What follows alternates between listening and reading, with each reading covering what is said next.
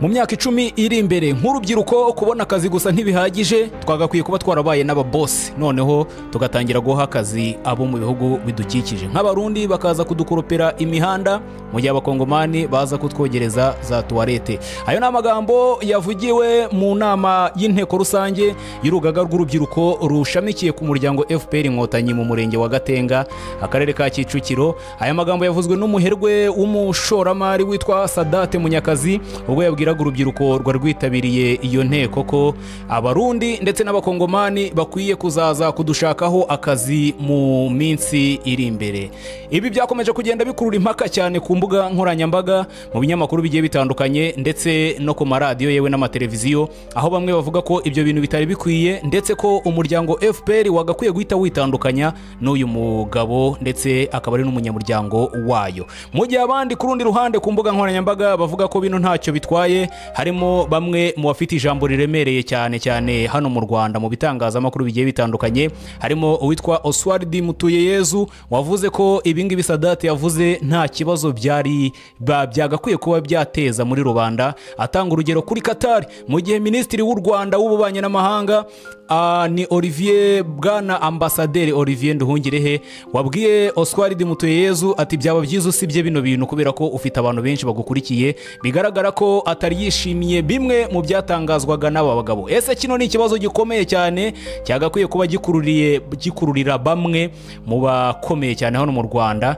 ku mbuga nkoranyambaga bagenda babivugaho. Ese ni ikibazo cyoroshye buri wese yagakwiye kurenza amaso? Ese Sadate Munyakazi wabivuze ni muntu ki? Ese byose byaba byaturutse kuki? Ni K News, reka mbahe ikaze cyane. Tugomba kumva yuko kubona akazi ni kimwe, ariko mwumve yuko tugomba kuba ababosi, ahubwo tugasigara duha akazi abanyamahanga badukikije nk'abarundi bakaza gukubura imihanda yacu, abakongomani bakajya boza amatoilette yacu, kuko tuzaba twabasize kure cyane. Twebwe ari twe ba boss dufite abakozi dukoresha, simbababwiye se? So iyo myumvire mugomba kuyigira. Niba deje yatubwiye ngo 2050 tugomba kuba turi abakire, hasigaye imyaka 25, umuto yiri hano azaba afite 43. Ni mutageze u Rwanda aho ngaho muzaba muri ikibazo. Amazina ye bwite yitwa Sadate Munyakazi, afite imyaka 44, yavutse iwaba ari umwana w'imfura, akaba yaravukiye mu muryango w'abana 4, babiri hamwe n'ababyeyi be baje guhitanwa na jenoside yakorewe abatutsi mu 1994. Asigarana na murumuna we bakaba bararokowe n'inkotanyi mu cyahoze ari Ruhango. Ni Sadate Munyakazi niyo tugiye kugenda tuganiraho kuri bino byagiye bimuvugaho cyane. Sadate Munyakazi yavukiye mu majyepfo muri komine Tongwe akagari ka Busoro, yavutse mu muryango w'abana 4, hanyuma aza kugirwa imfubyi na jenoside yakorewe abatutsi mu 1994. Uyu Sadate Munyakazi yakuze yitwa David Munyakazi, hanyuma aza kurihindura rino zina yitwa Sadate nyuma yo kwerekeza mu idini rya Islam. Uyu mugabo yize amashuri yisumbuye ndetse ageze mu cyiciro cya kaminuza afata icyiciro cya Construction Engineering. Hanyuma uyu mugabo ubwe yavuze ko yabyaye umwana wa mbere afite imyaka 17 ubwo yateraga umukobwa inda ndetse bakaza kurangira babanye. Uyu muherwe w'umushoramari witwa Sadate Munyakazi afite abana 5 kugeza kano kanya, avuga ko umugore we yamushyigikiye cyane mu bihe byari bikomeye cyane nko mu buyobozi bwa Rayon Sport ndetse n'igihe yakoraga ibikorwa bigiye bitandukanye bya kampani ye bwite yitwa Karame Rwanda. Mu 2006 nibwo yashinze ino kampani ye yitwa Karame Rwanda Limited, ni ikigo cy'ubwubatsi ndetse rikaba ari ishyirahamwe ry'imishinga itandukanye, rikaba ryarahereye hasi cyane. Sadate avuga ko ntacyo batangiye ari abakozi 2 bonyine muri 2006 kandi bakoresha umutima yewe n'umurava kugeza aho bigeze kano kanya. Akazi ka Karame Rwanda Limited ni ukubaka amazu, kubaka imihanda ya kaburimbo, kubaka imihanda y'ibitaka ndetse n'iyamabuye, imirimo yo kwirinda ibiza ndetse no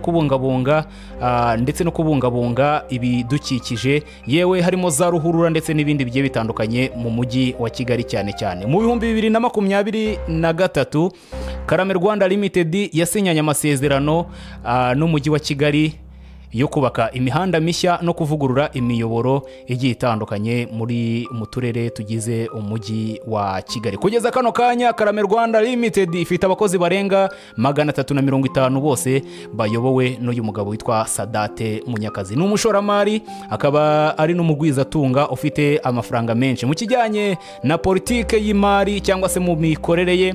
Yabaye perezida wa Rayon Sport kuva mu kwezi kwa Nyakanga 2019 ariho naho yamenyekanye cyane kugeza muri Nzeri mu 2020 ubwo muri Rayon Sport havukagamo ibibazo we ubwe agashwana nabo bari bafatanyije kuyobora ndetse n'abafite amafaranga menshi muri uno muryango wa Rayon Sport bikaza kurangira avuye ku buyobozi bwayo.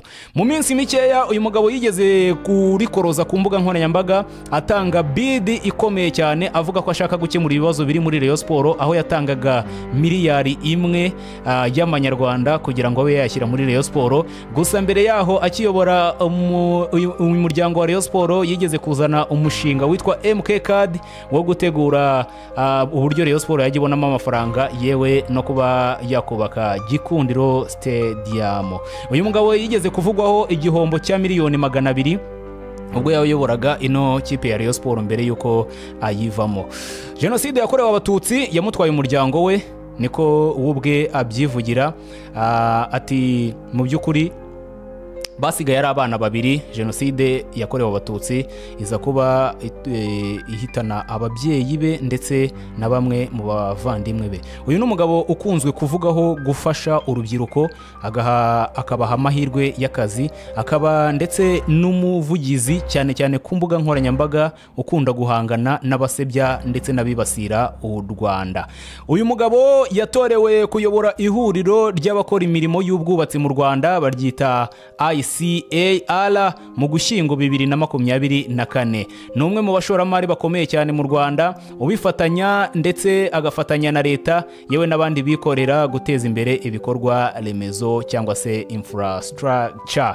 Uyu ni Sadate Munyakazi. Hanyuma Sadate Munyakazi ati mu myaka 10 iri imbere twagakwiye kuba twarakize ndetse twarabaye n'ababosi ku buryo abo mu bihugu bituranye kubera ko twabasize baba bari mu matiku twabasize bagomba kuza kudukorera. Ijambo yavuzemo ati bagakwiye kuba baza kudukoropera imihanda, ubwo ni abarundi. Hanyuma abakongomani nibo yatanzeho ingero ati bakaba baza kuba badukoropera imisarane cyangwa se za toilette. Byarakaje cyane abarundi yewe n'abakongomani bavuga ururimi rw'ikinyarwanda babyumvishe bakavuga bati ese uwo ni wo murongo FPR ifite, kubera ko yabivugiye mu nteko rusange y'urubyiruko rushamikiye umuryango FPR Inkotanyi. Bino bimaze gusandara cyane ku mbuga nkoranyambaga, Sadate Munyakazi yerekeje nanone ku rubuga rwe rwa Twitter yandika agira ati kubo bireba nshingiye ku bitekerezo byanjye bwite byumvikanisha ko u Rwanda ruzatera imbere mu buryo mu mwaka wa 2050 imirimo yo gukubura imihanda ndetse no gusukura ubwiherero tuzabiharira abaturanyi bacu ndetse ubwo n'abarundi n'abakongomani. Nshingiye kuri ibi bitekerezo byinshi nabonye ndetse n'inama nagiriwe n'abantu banyuranye nyuma yo kugisha inama umutima wanjye nshingiye ko abanyarwanda twifuza kandi duharanira iterambere ryacu, ariko kandi mu iterambere ryacu tukaba turi kumwe n'abavandimwe bacu b'Abanyafurika. Ati niseguye kubumvishe ubutumwa bwanjye bakaganira bakabugiraho ingaruka baba abanyarwanda, abarundi ndetse n'abakongomani ndetse n'abandi. Ati nkurikije umurongo mugari w'iterambere ry'Abanyafurika twese nemeye ko nakoresheje imvugo idakwiriye nerekana ko hari abavandimwe bacu bazasigara inyuma bakajya badukorera imirimo idashimishije. Nkaba mbisabiye imbabazi kubo byagizeho ingaruka wese. Nkaba nsabye kandi imbabazi umuvandimwe wese w'umunyafurika kuko natatiye intego ngari y'ubumwe bwacu nk'Abanyafurika. Murakoze.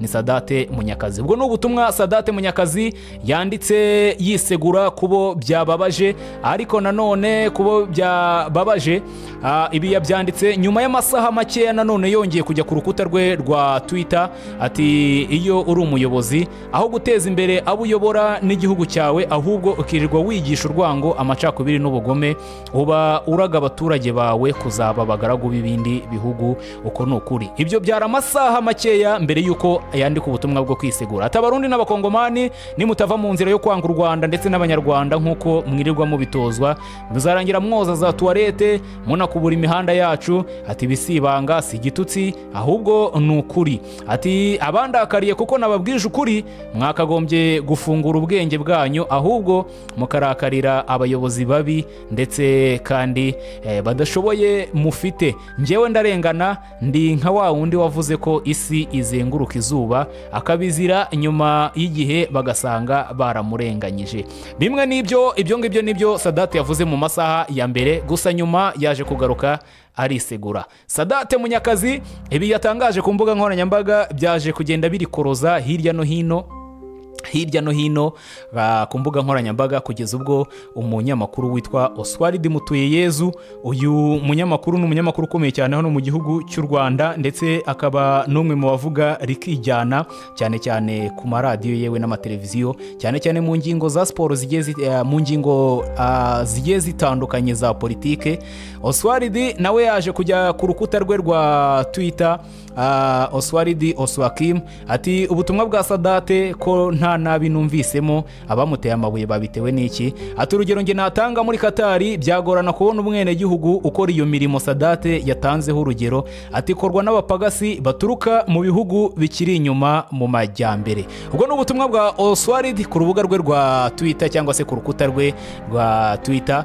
Mu gihe rero ibi yashatse kubivuga byaje kurangira uwitwa Ambasaderi Olivier Jean Patrick Nduhungirehe, ni minisitiri wa Minafeti cyangwa se akuriye ububanyi n'amahanga bw'u Rwanda. Ati yagiye nawe aramukotinga cyangwa se yandika hejuru y'ubutumwa bwe ati please delete cyangwa se ati ihangano bisibe. Ati ujye umenya ko uri umunyamakuru ukurikirwa na benshi.